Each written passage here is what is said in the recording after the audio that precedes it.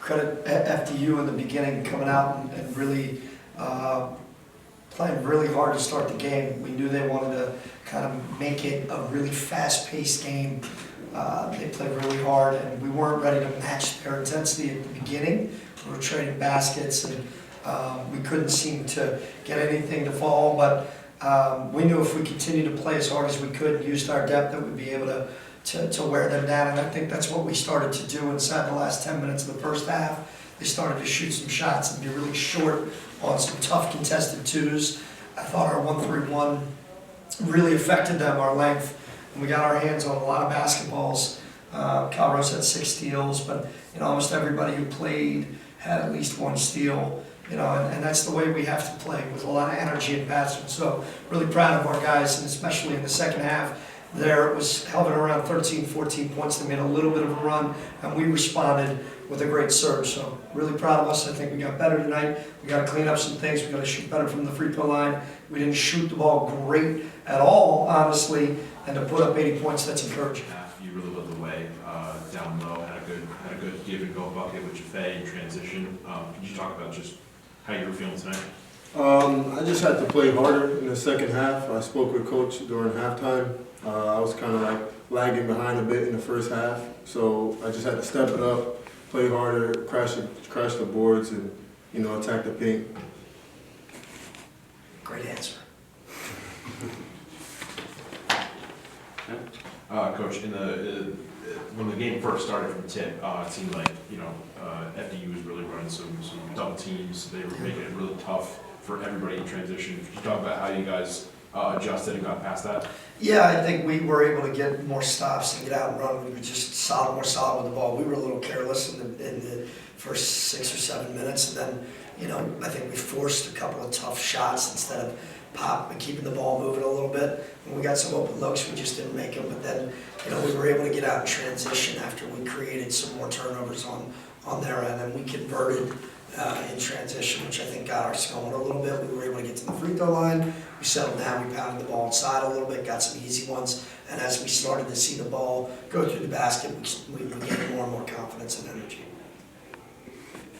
And it seemed like you guys really were spaced very well out on offense tonight. Could you talk about how you felt about the team spacing? Yeah, I mean, Coach Ramon, it was our offensive coordinator, has done a tremendous job with these guys, and these guys honing in on understanding timing and spacing and learning who, again, we're a work in progress, just like every team in the country right now. We're going to continue to be until March. The goal obviously is to be the best team it can be by the end of the year, but we're making drastic improvements on the offensive end because we're starting to learn how to play with each other. We're starting to take better shots. We're starting to take care of the basketball, which is obviously key for us. We're getting shots. And then, we're just a little bit more patient, and we're learning each other's games and where each other fits and taking better shots. I think that's the key. Will, in the second half, it seemed like you guys were, really swarming ball handlers for FDU. That at one point it looked like you guys were running triple teams, quadruple teams on single players. Mentally, how do you guys communicate that with each other on the court to coordinate those? And how does that kind of set the tone to kind of get the other team out of it mentally? We're a defensive team. We take pride in defense, and as the game goes on, we start building trust with each other and communicating on the floor. The coaches, we have different defenses. We give teams different looks, and because of that, they might not have an answer for it. So that helped us in the second half. Well, it's been pretty much 2 weeks since you've been in the game situation after missing Monday. How would you gauge your comfort level out there? It really looked like the game was slowing down for you, especially in the second half. Having great teammates and great coaches who keep encouraging me, take your shot. If you're open, play aggressive. Coach was harping to me about that in the first half. He's not shooting the ball enough. He needs to shoot the ball more for this team, especially anytime he gets it. He's an elite shooter, and he needs to continue to be aggressive. This team needs him to be more aggressive. He's very unselfish. Go ahead, sorry. Yeah, like the coach was saying, I definitely was a step behind. I feel like being out, I get to see the game from a different standpoint, and I feel like that has helped me a lot from a point guard standpoint to where I can slow down more and really read defenses.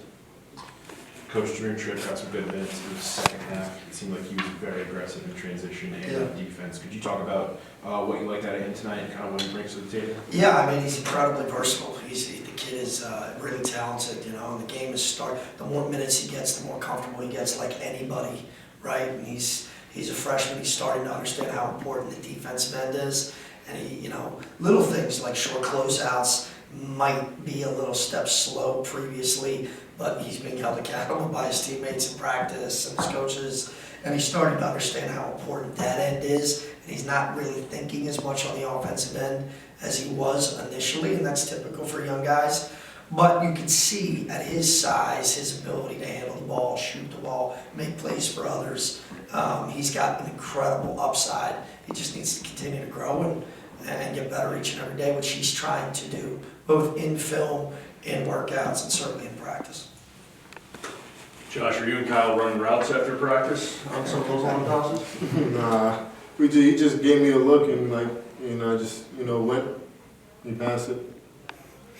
Sammy, anything else? Yeah, for both Will and Josh, you guys are halfway through a 4-game homestand before you head over down to the Barclays next weekend. In between these games, maybe this weekend a little bit, what do you guys feel like you're going to be working on personally with your own games? Personally, I feel like everything at this point, in my opinion, is team-based. I feel like we gotta watch film, we gotta keep getting better as a team. I feel like all the personal stuff that just comes along the way when you try to focus on the team and helping the person next to you.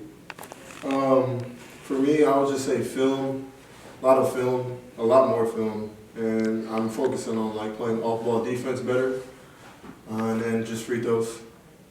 At the end, when the league got a little big, the whole student section chanting, "I would be evidence for him." Yeah, it's fantastic, man. Albie is like the mayor of this campus.